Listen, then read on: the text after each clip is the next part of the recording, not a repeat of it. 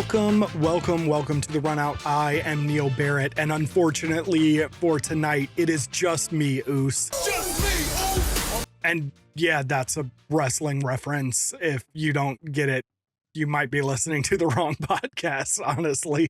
But Brandon had something come up last minute and couldn't do the show tonight. And tonight was the only night that I could do it. So rather than not put an episode out this week, I'm just going to do it by myself. It's probably going to be a little bit shorter of an episode than maybe it would normally be. Probably not quite as in depth without having Brandon to bounce conversation topics off of. That being said, there was a crap ton of things this weekend. The Bandits are back, I think, maybe. The state of California is undefeated in the championship series, and there is a new number one in NCAA lacrosse. All of that and so much more. Let's get started with the NLL. They had 10 games this weekend. 6 teams played a doubleheader this weekend. I'm not going to go through every single game in detail. I will list off what happened here, but we'll talk about a couple of them in just a second. But Georgia beat Philadelphia at the beginning of the weekend. Buffalo beat Saskatchewan in probably one of the surprises of the season so far. Colorado beat San Diego. Vancouver beat Las Vegas. Then Rochester beat Saskatchewan. They had a rough weekend. Ottawa beat Oshawa. Buffalo not rebounded. They won against Saskatchewan. They carried over to their next game and won against Toronto. Philadelphia rebounded and beat Georgia in the second leg of the home and home series. Halifax beat Calgary, and Vancouver made a late comeback to beat San Diego. These games just proved that the only thing that's consistent about the NLL is that it's inconsistent, and every time that you think you have a team figured out, you don't, and everything's going to change the following week. We actually were joking in the Lax Lifers Discord after Georgia beat Philadelphia on Friday night that, of course, this means that Philly is going to come back and beat them the next night. And then that actually happened, and it was pretty enjoyable for us in the Discord community to see that happen. The first game of the weekend, that first Georgia Philadelphia game was just a pure defensive masterclass. Georgia did everything.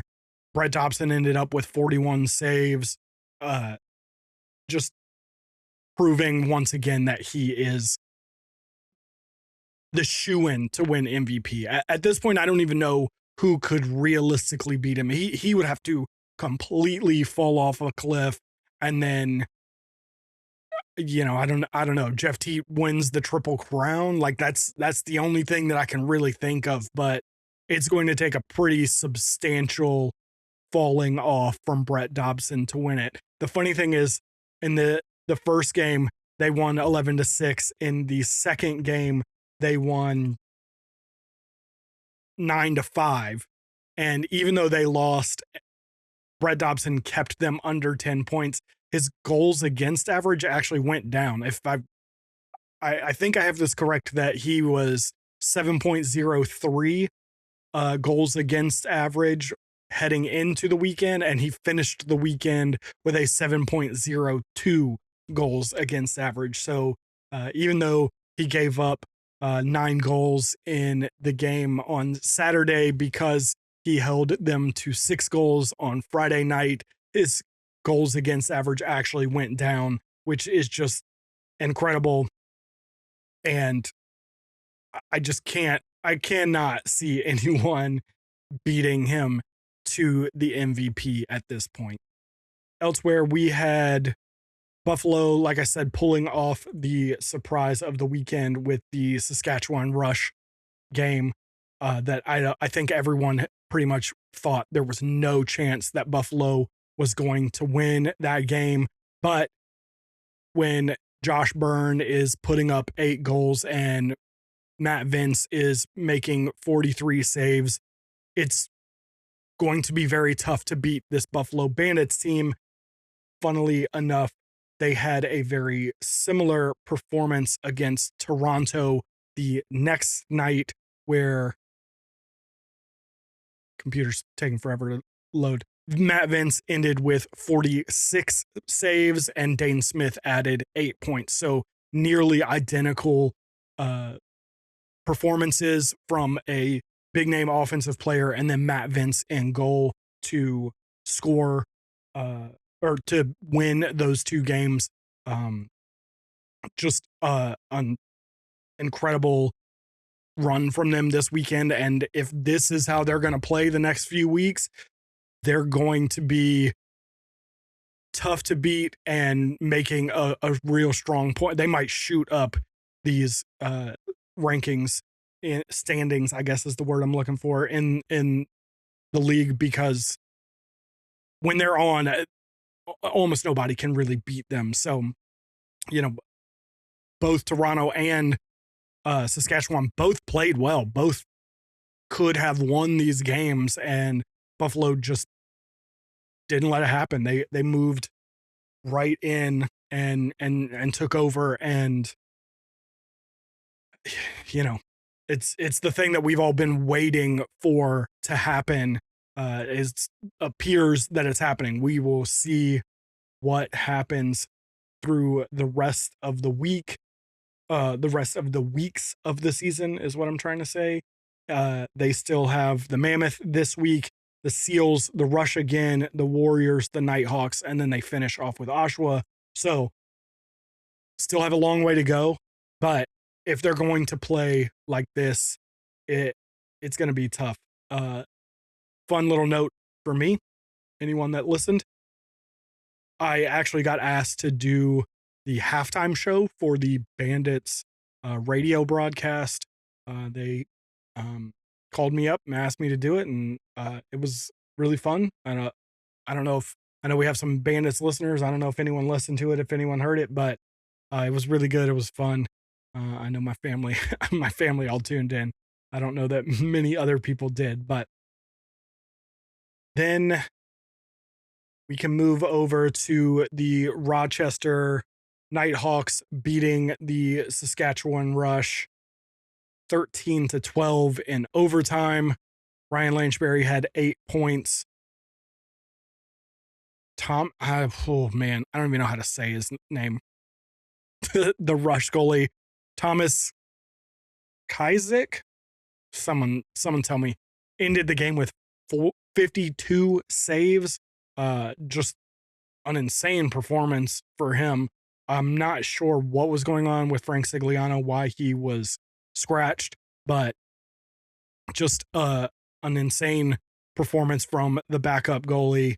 And the Nighthawks get a much needed win after some backsliding that they had been doing the last few weeks, and losing 4 straight and then picking up a win against the best team in the league. Hopefully it starts to right your ship. They have Calgary and then back-to-back games against Las Vegas and then Oshawa and Halifax. So they could go on a little bit of a run and again, kind of just shoot up through the standings and make it back into a playoff team. And of course, as soon as I say they're not going to be a playoff team anymore, they turn into one, of course. To Brandon's credit, he has ridden that train pretty much all season and has said that he thought they were going to come good at some point, and it looks like they might be. The last game to really talk about was the Vancouver-San Diego game from the end of the weekend. This was a Sunday game. This game was crazy. I couldn't believe the way that Vancouver was playing, and they just, it felt like they weren't playing well, but they were playing well enough. Like they were just hanging around Every time the Seals got up 2 or 3 goals, the Warriors would score a couple more and keep it really close. And then they just exploded in the fourth quarter. They scored 4 straight in the fourth quarter, and really 5 straight goals to go from 6-5 down to 9-6 up before the Seals pulled one back to bring it within 2. Christian Del Bianco, 44 saves. I mean, he was the difference in this game. I don't think that there were good performances. I think Adam Sherlambides had a good performance. I think Keegan Ball had a good performance, but not in the terms of, like we talked about, Josh Byrne and Dane Smith having 8 points in each of their wins this weekend. There wasn't anything like that. It was really kind of a team effort. They only scored 9 goals, so it wasn't a great offensive performance, but Christian Del Bianco finishing with 44 saves. He was absolutely incredible. And it's funny to say that, as good as he has been this season, he's not touching Brett Dobson and how good he has been this season. And that's saying something about Brett Dobson, not about Christian Del Bianco, because Christian Del Bianco has been incredible. So this coming weekend, we have Toronto heading to Vancouver, Las Vegas heading to Halifax, Ottawa visiting Colorado, Calgary moving, going down to Rochester, and Oshawa visiting Philadelphia. I'm not going to lie to you, none of these games are super intriguing to me. I would say Vancouver and Toronto is the most intriguing, but I think we would all expect Vancouver to win. So while it's going to be a good game and a fun game to watch, I don't feel like there's a ton riding on it, because when you look at Toronto's schedule, you expect them to lose this game, even with as good as they have been recently. That, of course, now that I've said it, means that Toronto will win this game. Ottawa, Colorado could be sneaky good. It's tough. That Colorado team, especially at home, I would expect to win somewhat handedly, but Ottawa has it in them to surprise some people. So, and for what it's worth, Oshawa Philadelphia should be a great game. It just don't really matter for much of anything, except for, I guess, the number 1 pick, potentially. I think, Calgary, I think has grips on the number 1 pick as it stands right now. Oh, just kidding. Actually, Oshawa does. So this could be very important game, even though it won't have much in the way of say on the playoffs and what happens the rest of this NLL season. But, it's going to be interesting to see what happens with that. Like I said, with it potentially impacting the number 1 pick. And I know Toronto fans are probably hoping that that Oshawa can win and Calgary can lose, and that'll go back to being a number 1 pick for them. But lots of season left, so we'll see what happens there. So we'll see how those NLL games work out this season. Let's move over to the Championship Series. It officially got underway this weekend, and the California teams are both undefeated, sitting atop the standings. The Woods and Palms both finished the weekend 2-0. The games were fun. I know lots of people have issues with sixes, and I don't even necessarily disagree with a lot of them, but the games are fun. They're enjoyable to watch. If you haven't watched them, give them a shot. I think the PLL, WLL version of sixes is significantly better than the international version. I think the games are all close, and even I shouldn't say they're all close. There are some that are not very close, but by and large, you're getting close games. You're getting some overtime games. You're getting good up and down the field action, and you're getting to see some incredible talent. Matt Traynor obviously exploded this weekend, putting up I believe it's 21 points and 15 scoring points. Excuse me. Yes, 21 points and 15 scoring points. Just incredible. I felt so dumb watching him play and being like, why didn't I think about Matt Traynor and how good he could be in this system?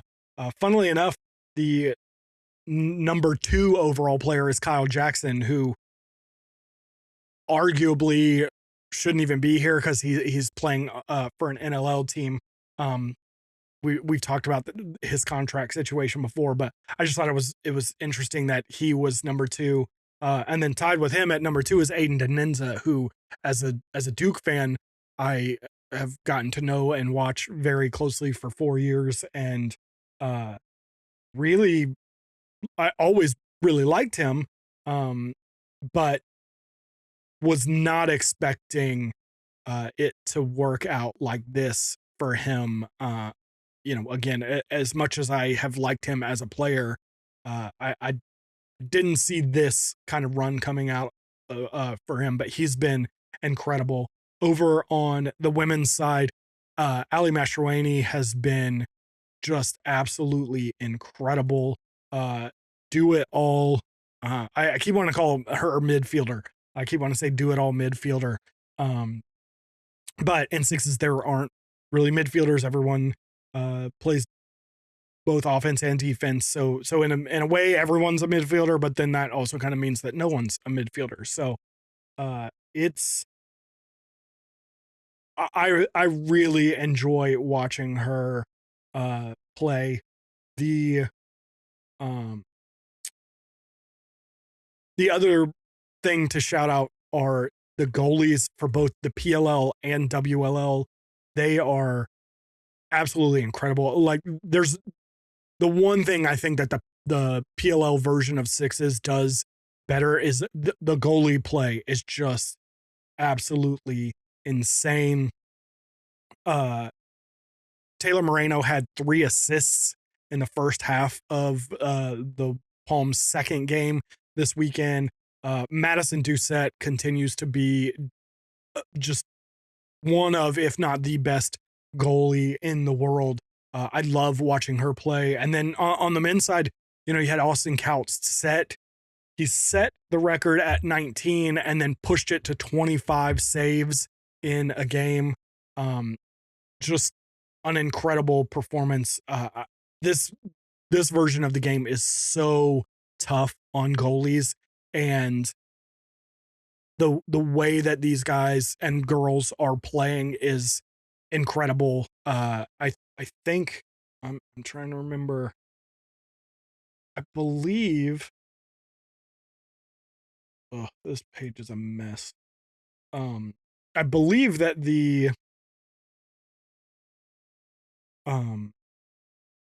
Taylor Moreno had a game where she was like 70% in goal. Maybe that was a half. I'll be honest with you, I don't remember. The stats pages are kind of goofy, but yeah, she ended the game against the Charm at 56%. I think she was at 73 in the first half, which is just unreal, especially for sixes and how fast it is, and how I hesitate to say there's no defense, but like defense is at a premium in a lot of these games. So just absolutely incredible stuff. The one thing I noticed watching the championship series this weekend is just how goofy that schedule is right now. Moving to 2 weekends, I think, has been a bit of a problem. I think I understand it's maybe slightly better, although I really question how much better it really is because for players, because in previous years they would have essentially just been there the whole week. You'd have taken the whole week off. You'd take that 1 week and you'd be good to go. But now guys are coming in Wednesday, maybe even Tuesday night, because I think they practice Wednesday and Thursday, and then games started Friday. So they're doing that, and then it'll be the same thing next week. So I really question how much better it is because you've gone from taking 1 full week off to the majority of 2 weeks. And I just don't know that that's necessarily better. I know anecdotally, Miles Jones had a story about it being 2 weekends allowed him to be at something for his daughter. Although I wanted to point out the fact that if it had just been 1 week, the thing that he was there for this coming today, actually, today was what he was able to get back for. The tournament would have already been over, so he'd have still been able to make that. But I just feel like it's tougher on the audience. I felt like it wasn't this weekend, especially because there were 10 NLL games. There were a ton of NCAA games this weekend, a lot of very important NCAA games this weekend. And it felt like there wasn't as much attention on the championship series as there has been in previous years. It felt like, I don't know, just the whole thing just didn't feel the same way. And then I know the championship this year is not going to be on linear television the way that it has in previous years. In large part, it appears due to the fact that a lot of conferences are doing their men's and women's basketball tournaments this weekend. And so ESPN has basically all the slots filled with conference tournament games and stuff. So again, just one of those decisions that I think is probably not going to have worked out as well as they would have liked. There were a handful of scenarios where I thought, okay, it's this much better for this thing, whatever, certain scheduling for the players. I think it's nice for them to get a few days of rest before having to come back instead of doing like whatever it was, 4 games in 5 days in the previous system. But the flip side of that is that having 1 game for each league, WLL and PLL, on Friday, and then having everyone play on Saturday, and then the 2 teams that didn't play on Friday playing on Sunday afternoon, I think put the 2 teams that played on Friday, which was for the PLL was the Outlaws and the Atlas, and for the WLL was the Charging and Guard. The only one of those 4 teams that won their second game was the Atlas playing Chaos, and I felt like all 4 teams looked slower, looked tired, more fatigued, obviously. So I have a tough time with this schedule. I think ultimately the 1 full week tournament, the positives of that outweigh the positives of splitting it into 2 weekends. Like I said, I think you'll get better TV. I think you'll get a better kind of like swell of support.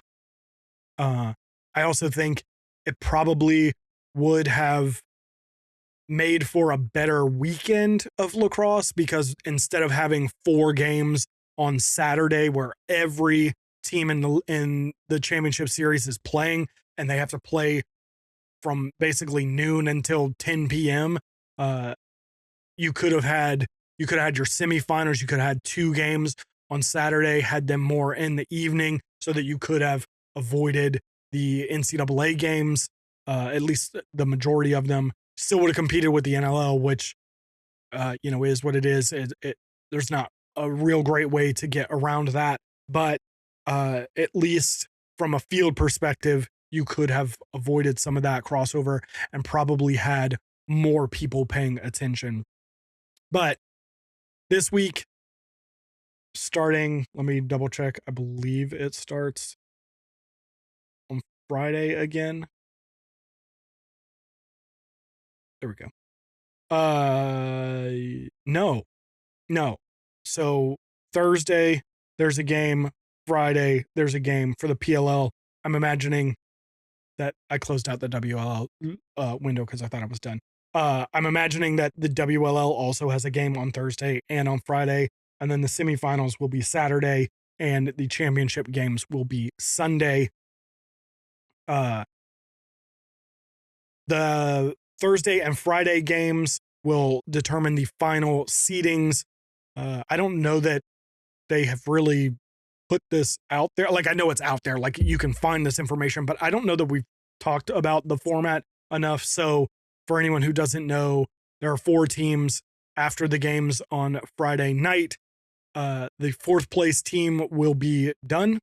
The 1st place team will get a bye, and the 2 and 3 ranked teams will play in the semifinal on Saturday. Not so much a scheduling thing, and I kind of get it. Like you're rewarding the number 1 team for being the best team over the course of the round robin portion of the tournament. But it always feels a little rough to have to win 2 games in 2 days. At least in a Final Four scenario, you go Saturday and Monday, and you have a day of rest and recovery. That being said, the Cannons last year won 2 games in 2 days to win the entire tournament. So it can be done, but it is definitely making it a lot harder. All right, that is enough about the championship series. There will be plenty more of that next weekend. Let's talk about the NCAA games from this past weekend. We saw Princeton beat Syracuse, Richmond upset Cornell, Ohio State beat Georgetown, Notre Dame beat Maryland, Hopkins had an incredible comeback to beat UVA, and Princeton wrapped up the weekend by beating Syracuse. Obviously, the big ones for this past weekend are going to be Princeton going 2-0 against Syracuse and UNC, handing UNC its first loss and Syracuse its second. It's crazy to think that they are one very, very bad quarter from being undefeated and a clear number 1. And I don't say that. I mean, obviously you could say that about a ton of teams, like, oh, that one bad quarter was the reason they lost. And I'm not trying to excuse it. They've got to deal with the fact that they didn't show up for that first quarter of that first game. But it is just interesting to see that, maybe if they had started their season a week earlier and gotten a tune-up game before that game, that first game of the season against Penn State, I think it was, they could be, the clear number 1 right now. The moving of Chad Palumbo down to attack has done wonders for this team, but it's not just their offense that is, winning these games for them. The defense has been incredible. The goalie play has been just insane. Against North Carolina, Ryan Croddick in goal was 74% only allowing 9 goals. And the thing that I have been saying about UNC is what happens when Dominic Petramala and Owen Duffy are kept quiet, not even scoreless. They combined for, what do we got, 6 points. So they weren't even kept scoreless. They just were kept more quiet than they are. And who's going to step up and put the team on their shoulder and score goals? Now, when the goalie is saving at 74% for the game, that's easier said than done. But also, sometimes shooting is on you too. Both things, obviously play a part in it. That's real high level commentary right there, by the way. But I think this showed the weakness. And don't get me wrong, Carolina is going to beat a lot of teams because they have good players on their team like Owen Duffy and Dom Petramala. But when they aren't, they remind me a lot of the Bandits that, like we have been talking about. When they get 8 points out of those two guys, or more, 11 points that what they've done several times this year. Yeah, they're very, very tough to beat. But like I said, what happens when you can keep them relatively quiet? And I think this kind of showed the answer to that, and that they are going to have a tough time winning against higher level opponents. Cornell Richmond was one. I watched that game and I just, I feel like there are 12 teams that in a normal season would be ranked 7 to 10. And Cornell and Richmond are two of those teams that, like, I just feel like I don't feel like I know what the value of beating Cornell is. What does that mean? They've beaten, if I remember correctly, Denver.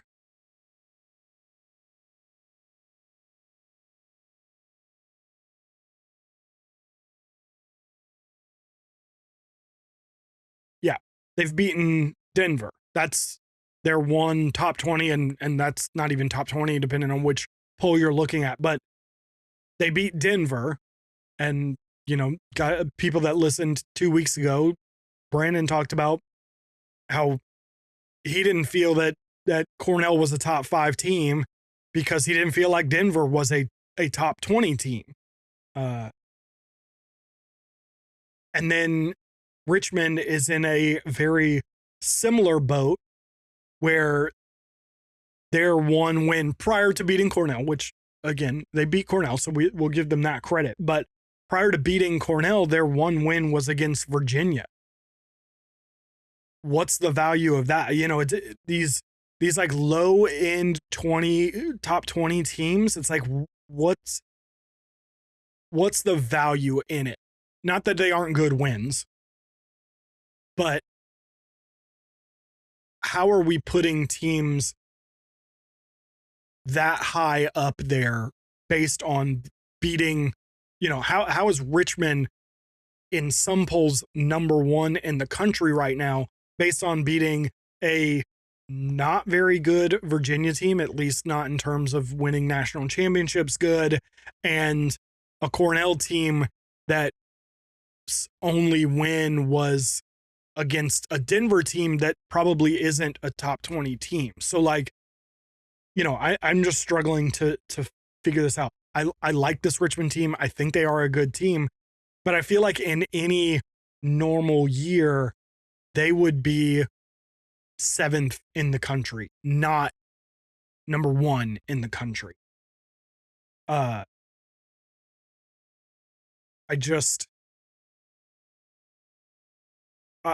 struggle with that. I feel like Harvard's one. Ohio State's won, Cornell's won, Duke's won, Army's won. At this point in time, right now, Syracuse has won. I think they are one of the better teams in the country. They shouldn't be a 7th ranked team, 7 through 10 team for very long. But right here, right now, you would say they were probably a 7 through 10 kind of team. I think Georgetown is another one. Maryland, again, as of right this second, probably shouldn't even be a top 20 team with the way that they've been playing. But being Maryland, you expect them to turn it around at least on some level. You know, are they going to challenge for a national championship this year? I don't know, but they have Delaware, Virginia, Penn State, and Michigan are their next 4 games. They are very likely to end up 5-3 at the end of that run, barring, another kind of severe upset. Penn State certainly has the ability to beat them, but yeah, they're very likely to be 5-3 heading into that Ohio State game. So, and I think that they'll have every chance to win the Big Ten tournament automatic qualifier and make the playoffs, regardless of what their record says that they are. But yeah, there's just a whole bunch of teams this year that I feel like are in any given year, any previous year, about a 7 to 10. But somebody's got to be number 2. Someone's got to be number 3. So I try not to be too worked up about some of these things. The problem that I have is kind of the inconsistencies in logic in the idea of, like, an undefeated team. This is going to make me sound like a homer. But in my mind, Duke, Ohio State, and Army are basically in the same boat. They're all undefeated teams who haven't played the strongest schedule. Duke and Ohio State's schedule is nearly identical. They play a good number of the same teams, and then just on strength of schedule rankings, they're basically identical. I think Duke is 17 and Ohio State is 19, something like that. And then Army, I think, is like 30 or 43rd, maybe something like that. So, in my mind, rank Duke and Ohio State however you want. But it should be Duke, Ohio State, and then Army. But we keep getting, because I think people think that the narrative around Duke this year has been that they're playing this awful schedule. And I do think it's better than people want to give it credit for. But it's being talked about so much that they're being treated differently from Ohio State and Army. I've seen so many polls that had them somewhere between 10 and 12, while Ohio State is like 6th and Army is 7th. It just doesn't make any sense to me. Like I said, it's one of those logic things. Like, these are 3 teams that are basically in the same boat, and yet you're treating them differently because of narratives and stuff like that. So I know that not every single team is going to be treated identically to the teams that are in similar positions for various reasons. But if you think a one-loss team like, a North Carolina or whatever is better than those 3 undefeated teams, that's fine. That's a debate we can have. I don't necessarily agree. I don't necessarily disagree. But that's a debate that we can have. I just don't like the way that some of these teams get treated. It feels like Maryland at 1-3. I get their 3 losses were to relatively good teams, but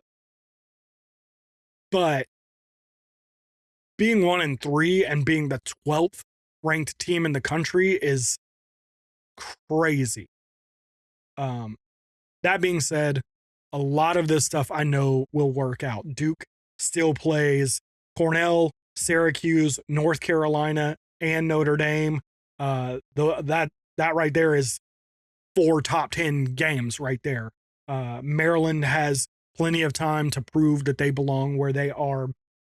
I think a lot of what I feel like we're missing this year has been a discussion of what's happening on the field. Again, this is going to make me sound like a homer, but people talk about Duke's bad schedule, but then don't talk about how Duke is beating these teams. They're not scraping by. They haven't had one of those early season Duke games where they often lose, but at least, barely eke out a win. That their top 20 opponent in St. Joseph's this weekend, they doubled up. So, I just don't think that we talk enough about what's happening on the field, and looking at Maryland and seeing like, yeah, they have not played great. I've got Maryland fans that are telling me they don't think Maryland should be in the top 20 right now. It's not just like a hate thing. Like it's literally just, they have not played particularly well. And yes, their losses were by not huge margins to pretty good teams, but it's just kind of weird to see. The flip side of that conversation is, according to Inside Lacrosse, Johns Hopkins is ranked above Maryland. And so there's this catch-22, because I'm like, if Hopkins and Maryland played today, I'd pick Maryland every single time. So all that to say, I get that it's not as easy as my brain wants it to be, and it's not as straightforward. And a lot of these things will, again, ultimately kind of work themselves out, but just feels kind of funky looking back at some of these rankings and how we're applying logic unevenly across different boards. But there is another very big slate of NCAA games this weekend. The 5 games I'm picking, and I had to make some tough cuts because there's some other pretty good games, but the 5 games that I am looking at for this weekend are, I keep wanting to say Georgia Tech because I write GT for Georgetown. Georgetown is playing Richmond. Cornell heads to State College to take on Penn State. Cuse battles Hopkins. That should be a pretty, I don't want to say easy because it's a rivalry game and nothing is ever easy about Cuse Hopkins, but on paper, you would think that this Cuse team should deal with Hopkins relatively easily. Notre Dame plays Ohio State, and the last game that I'm kind of looking at is this Towson UVA game. Towson has not looked particularly good this year. Then again, neither has UVA. I think we'd all expect UVA to win, but it feels like a game that where Towson might actually pull the upset here. I'm going to be really interested to see how Georgetown looks against Richmond. Again, like I was talking about earlier, I don't really know what the value of Richmond's wins are. Beating Georgetown won't necessarily eliminate that because they are another kind of 10 to 15th ranked team that I'm not sure what it means when you beat them. But depending on how the game goes, if they just squeak by like they did against Cornell and survive the game, then maybe that tells us a little something. If they blow out Georgetown, maybe that tells us something different. Obviously, if they lose this game, that is going to be one of the major stories of the weekend. Notre Dame, Ohio State. I gotta think Notre Dame wins that. I as much as I just lumped Ohio State and Duke and Army in together, I really worry about that Ohio State offense. I don't know that they have the guys to run when they meet some higher level defenses than what they have been playing. And I don't know that the defense has been as good as we had maybe hoped. And maybe that's because, Bobby Van Buren is out. And as much as we thought maybe they could recover from that, maybe it has been a bigger issue for them. But I also think,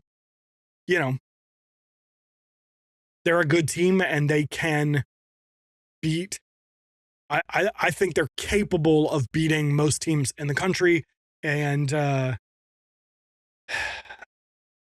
like the Notre Dame team that I've seen so far. I still feel like they haven't played the toughest schedule yet. And so I'm interested to see what they do. Again, their wins are Georgetown and Maryland, and we're giving them a lot of credit for beating Maryland. But that Maryland team, like we said, is at 1-3, and Georgetown is a 10 to 15 ranked team. So I hate to just be a broken record here and just saying like, I need to see what these guys are going to do. It's one of those weird, like I said, I feel like every team in the country could be 7th. They could be number 1. Like there's so many teams that you could make an argument for. And this is one of the more interesting seasons that I can ever recall. But I think I would pick, let's see. Can I pick these 5 games? I kind of want to pick Georgetown over Richmond. No, we'll go Richmond over Georgetown. Penn State over Cornell. Cuse over Hopkins. Notre Dame. I kind of want to pick Towson. Oof. I'll go UVA. We'll put a little bit of chalk, but my better angels are telling me to pick Towson, and I kind of want to listen to them, but I'm not gonna. We're gonna go UVA. I don't really like doing picks, but since it's just me, I'll pick, and we'll make this a little more interesting for next week. In fact, I'm going to highlight this on my notes here so that I can remember them. I said Richmond, Penn State, Cuse, not exactly a surprise there. Notre Dame, another non-surprise, and UVA. One last thing to talk about on the NCAA side, because this is my show and I'm a Duke fan and I can do what I want. Duke, like I mentioned earlier, beat St. Joseph's 12-6 this weekend in Durham. Look, nobody thinks Duke's schedule has been amazing. Again, I do think that it's better than people want to give it credit for. I think St. Joseph's is a top 20 team. I think Jacksonville is probably going to be a top 20 team when it's all said and done, and is probably going to win the A-Suns automatic qualifier and will be a tournament team. And then, Denver's coming up, Cornell's coming up. Like that, there's some teams outside of the ACC that are on this schedule, but I don't think anyone would say it's been a really tough road. But like I pointed out, they are winning these games by significant margins.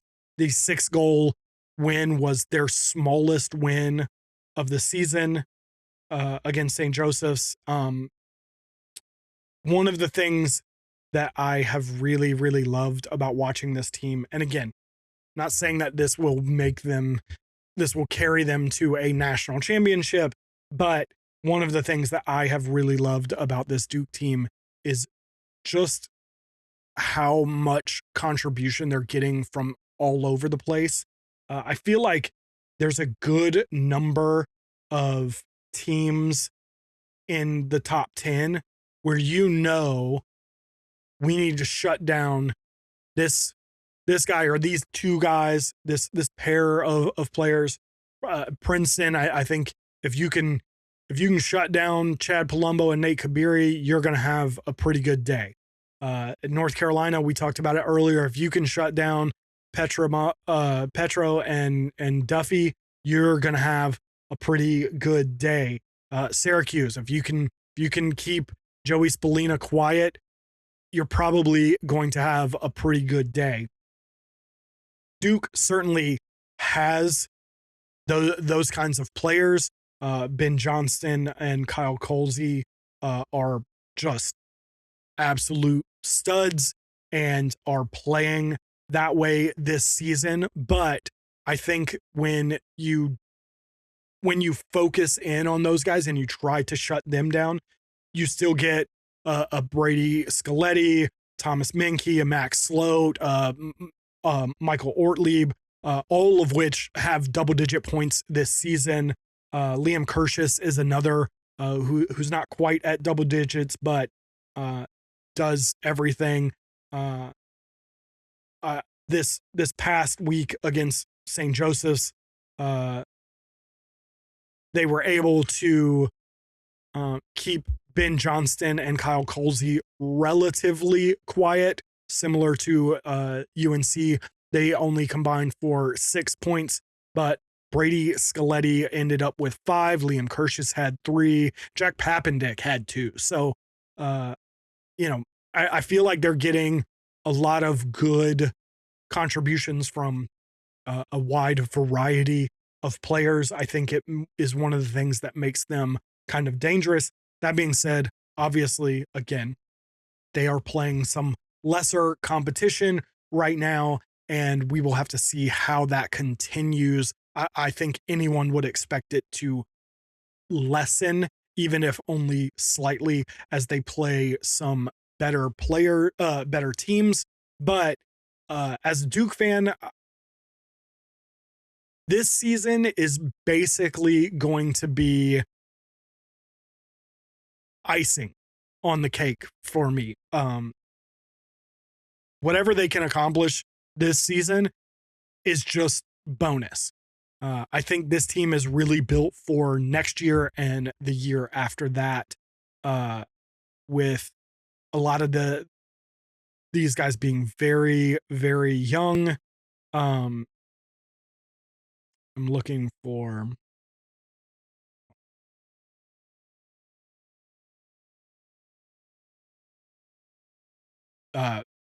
Patrick Jameson will be back next year. This team, as it's constructed right now, is only going to lose, I think, 4 players that are considerable contributors. Aiden McGuire will obviously be a big miss. Owen Gaffney, Owen Gaffney, right? He was a transfer. Owen Gaffney, Thomas Menke, a couple of these guys that transferred in obviously will be big misses, but a lot of these guys are going to be back next year, and that is going to be next year, and maybe even the year after that are going to be the years where I think we're really pushing for championships. So again, anything that they can do this year is just going to be icing on the cake. So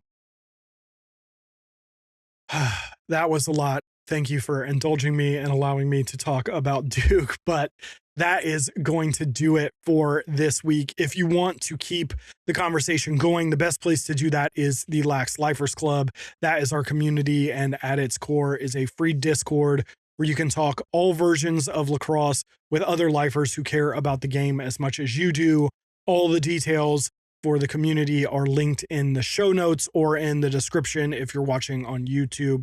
You can also find us on social. Brandon, who is not here today, is at Hoot Sports Media, and I am Neil Barrett. Wherever you are listening, make sure you are subscribed. And if you've got a second to rate or review the show, it genuinely helps us more than you probably realize. But until next time, as always, we'll catch you in the comments.